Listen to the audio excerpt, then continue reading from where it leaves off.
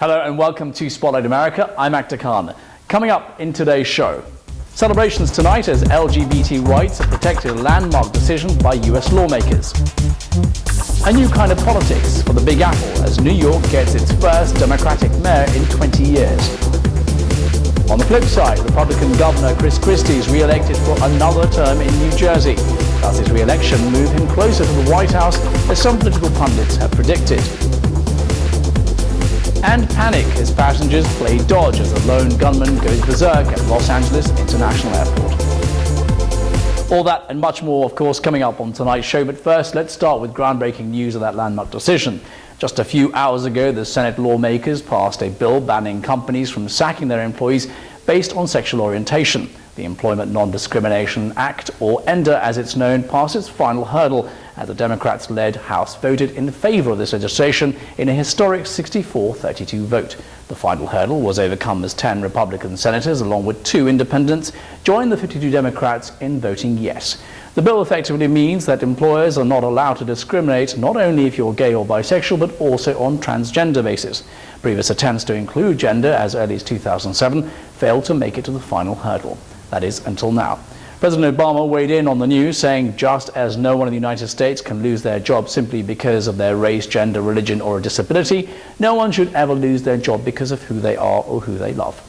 It looks like New York has a new mayor, but not just any new mayor, but a Democratic one. Mayor-elect Bill de Blasio won an overwhelming majority secured the office. This is the first time in 20 years that a Democrat has sat in City Hall. The new mayor campaigned on a liberal manifesto promising change. In a growing society, the them versus us culture, his mantra of bringing about change and income equality, had a resonance with voters in New York. On this campaign, his message was clear, a tale of two cities. The moneyed Manhattan elite had their own mayor, and now the 46% of New Yorkers living at near the poverty level need one of their own, he said. A policy which ironically may get him ousted as enthusiastically as he was elected mayor, as neither the president or the Democratic governor, Andrew Cuomo, have been able to bridge the poverty gap. The new mayor also faces immediate criticism as being anti-police and anti-establishment as he takes up the reins of office. De Blasio replaces outgoing Mayor Michael Bloomberg, a Republican turned independent, and the more infamous Rudy Giuliani, who was reputed to clean up the streets of crime and who led the city through the aftermath of 9/11. But it's not all bad news for the GOP, or is it? Republican Chris Christie was re-elected as governor of New Jersey for another term. The politician, often ridiculed for his large frame and bombastic attitude, beat his Democratic rival by more than 22 points to secure his second term as governor. Christie's re-election made the headlines as many see him as a potential Republican nominee for the 2016 presidential election.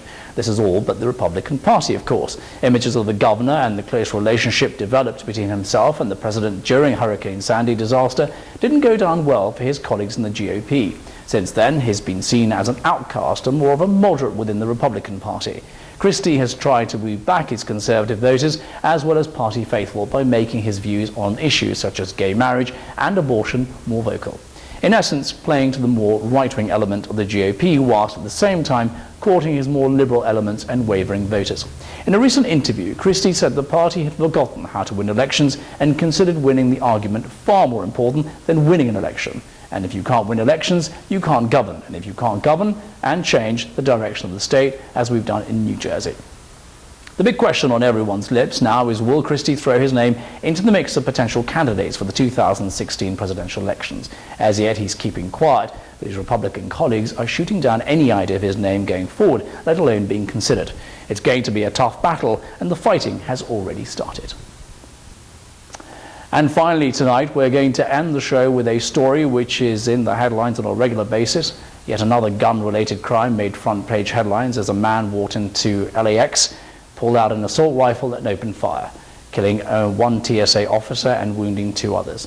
The gunman was wounded in a shootout with airport police and taken into custody. The suspect was a 23-year-old young man from Pennsville in New Jersey. A preliminary investigation couldn't reveal any links between the suspect and any well-known terrorist organizations, but according to police, the suspect did have notes saying that TSA were fascists and pigs, as well as other anti-TSA and anti-American rantings with references to the New World Order, apparently a growing conspiracy group. According to police, the young gunman had enough ammunition to kill everyone in the terminal. Of course, our thoughts and deepest condolences to the family of the killed TSA officer.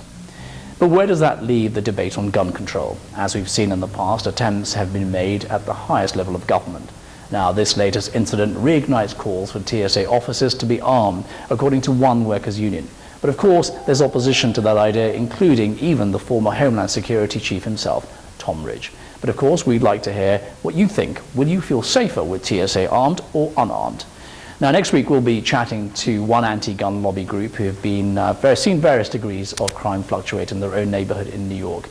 We did invite the pro-gun lobby to participate, but they declined our invitation to come onto the program. Well, that about wraps up this edition of the show. Just as next week when we'll be taking the lid off news or culture here in America and putting those questions to experts on stories making the headlines. Also, of course, as always, if there is some story that you've seen that you'd like us to cover here on the program, then do shoot us an email or log on to spotlightamericatv.com. But until next time, for me, Akhtar Khan, and the rest of the team, goodbye. Thanks.